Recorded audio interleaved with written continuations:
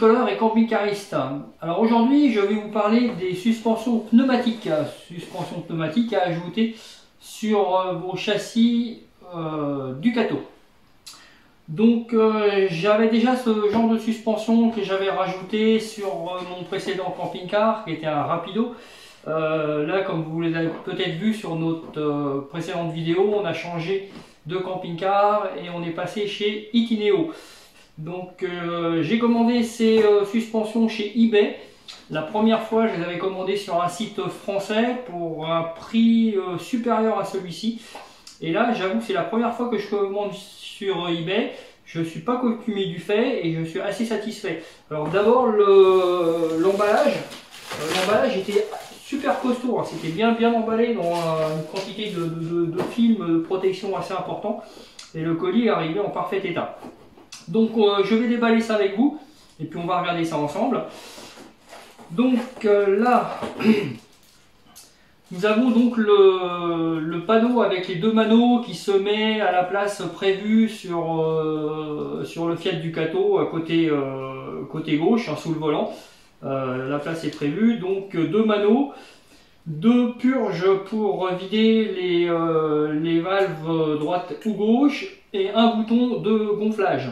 Car j'ai fait le choix cette fois-ci de prendre ce kit avec un compresseur parce que le prix était vraiment dérisoire entre guillemets avec le compresseur. Alors il faut savoir que le compresseur est complètement inutile entre guillemets avec une simple pompe à vélo ou un petit compresseur de chez Nord-Auto ou Feu Vert, ça fait très bien l'affaire.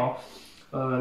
La plage d'utilisation de ces suspensions, c'est de l'ordre de entre 0,5 et grand maximum 4 bars. Donc avec une pompe de vélo, vous le faites correctement.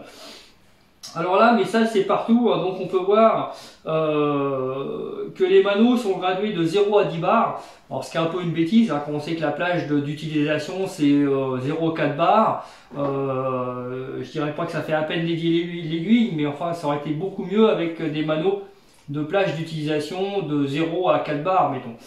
Mais des manos de 0 à 4 bars, évidemment, c'est pas le même prix. Donc voilà pour ce qui en est de la plage des manos. Elle est pré-montée, chose que j'avais pas sur les précédents, le précédent kit, hein, c'était pas monté, là c'est déjà monté, donc c'est pas mal. Là on a de longueur de tuyaux d'air qui permet le montage des sphères droite et gauche. Je sais pas combien il y en a de mètres, de l'ordre entre 10 et 12 mètres, enfin c'est largement suffisant. Là, nous avons le fameux compresseur haute performance. Non, je rigole, c'est un petit compresseur de rien du tout. Hein. Mais voilà, comme je vous ai dit, hein, pour le prix, j'aurai mon petit bouton, j'appuierai dessus. Donc là, c'est pareil, et une gaine pour mettre les tuyaux, chose que j'avais pas sur l'autre. Hein. Sur l'autre, j'avais pas cette gaine là. Alors après les sphères, le plus important. Donc les sphères sont vraiment de bonne qualité, hein. Le caoutchouc est parce que c'est surtout ça qu'il faut voir, c'est le caoutchouc et les diamètres des sphères est bien et de bonne qualité. J'essaye de voir s'il y a une marque qualité européenne, Made in Europa. Donc voilà. Ce petit cache là que j'avais pas sur l'autre non plus. Hein. Bon, sinon le montage est très facile. Hein. Il suffit juste de retirer les étriers, enfin, on verra ça après. Donc voilà pour une, voilà pour l'autre. Hop, l'autre est encore emballé. Un petit kit pour qui va aller donc après le compresseur avec les valves droite et gauche. Des petits rilsans pour fixer l'ensemble. Une notice. Une notice qui est en français, donc ça aussi c'est important parce que souvent on commande des trucs et on a des notices en anglais et souvent c'est traduit du chinois, donc c'est pas forcément évident. Donc là on a une notice en français, donc non, très satisfait, hein, pour le prix. Alors certains vont dire oui mais le prix c'est combien?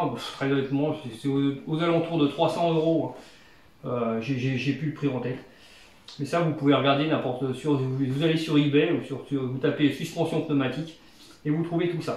Bon, on se retrouve après. Je vais faire une petite vidéo accélérée pour la pose.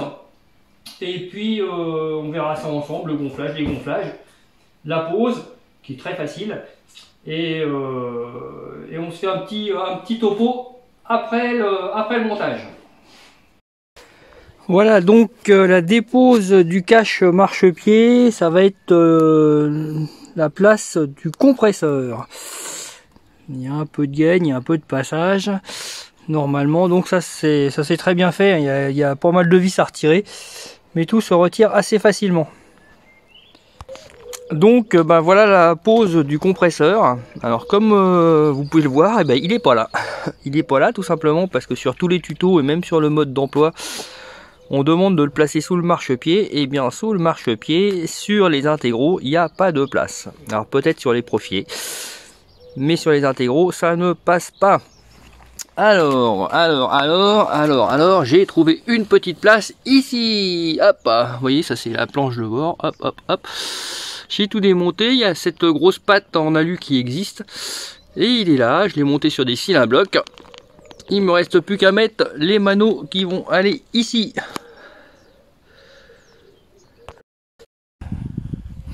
Bon voilà, les câbles et flexibles sont passés. Hop, hop, hop. Le tableau est installé. On est en pression depuis 1 heure, ça bouge pas. Il me reste encore tout ça à installer et à monter les sphères. Voilà, petite vidéo des suspensions montées. Hop, donc là elles sont totalement dégonflées à 0 de pression. On va mettre 1 kg de pression et on va voir. Voilà, alors vous allez peut-être pas voir la différence de hauteur. Là on est gonflé à 2 kg et on a gagné à peu près 5 cm. Hop, hop, hop.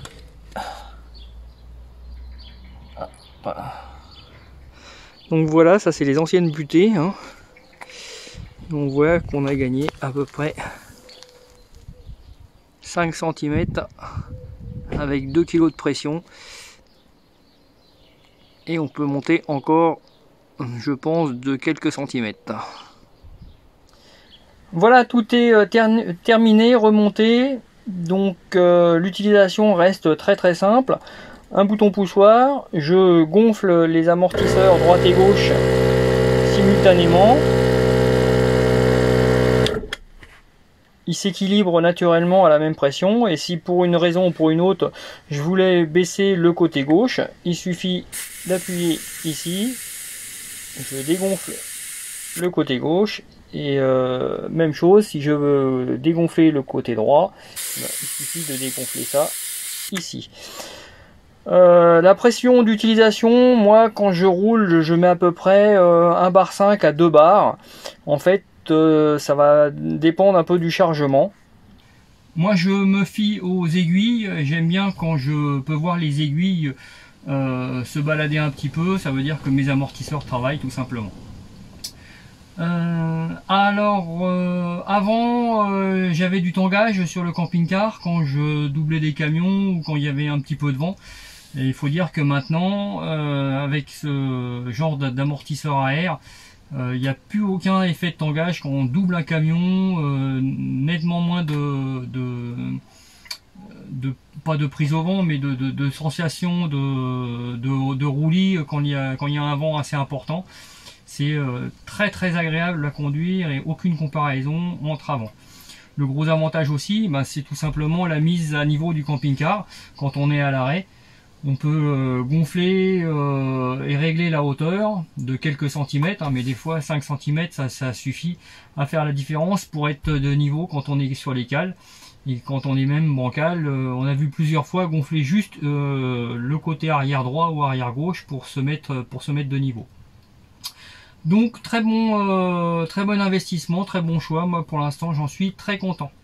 Voilà. La prochaine vidéo sera sur ce même camping-car après avoir fait plus de 2000 km avec. Après avoir vadrouillé un peu par Mons et par Vaux avec Nadine, on vous dira exactement ce que vaut ce camping-car, dit camping-car low cost entre guillemets. Et on fera un point pour que vous fassiez votre propre avis.